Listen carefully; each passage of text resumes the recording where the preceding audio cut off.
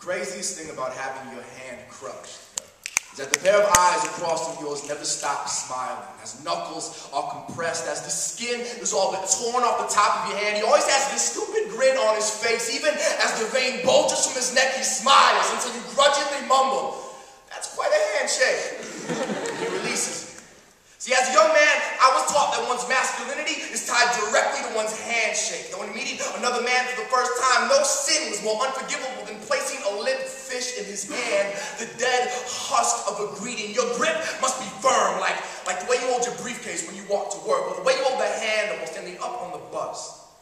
Some men, however, prefer a grip like a battle axe mid-swing, like ripping the head off an antelope by tugging on the antlers. Some men treat every handshake as a gladiator's death match, a test of strength, a test of will. And when I meet these men, as I often do, their tectonic plate handshakes never fail to illuminate my myriad inadequacies.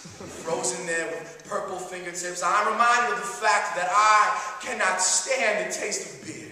That cars confuse and frighten me. That when faced with a barbecue and a pair of tongs, I will overcook the meat every time these men attempt to squeeze the testosterone from my body. Maybe I'm just insecure.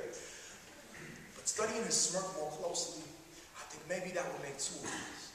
Because as he wrings the color from my fingers, I find myself wanting to ask him, do you ever feel trapped?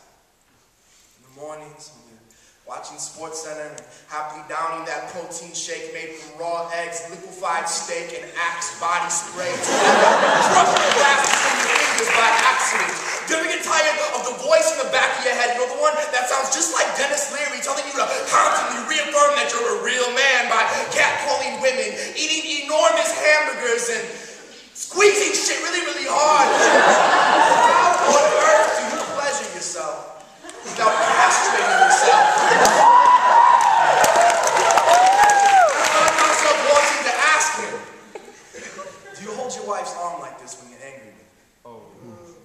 Is there a teddy bear somewhere in your history being ripped away from a pair of hands that just aren't strong enough? Do you remember the first time your father wouldn't let you hold his hand when you crossed the street? Do you remember the way he looked at you? Do you remember being handed your firstborn son and not knowing how to hold him? Do you remember squeezing his shoulders like this the first time he disappointed you?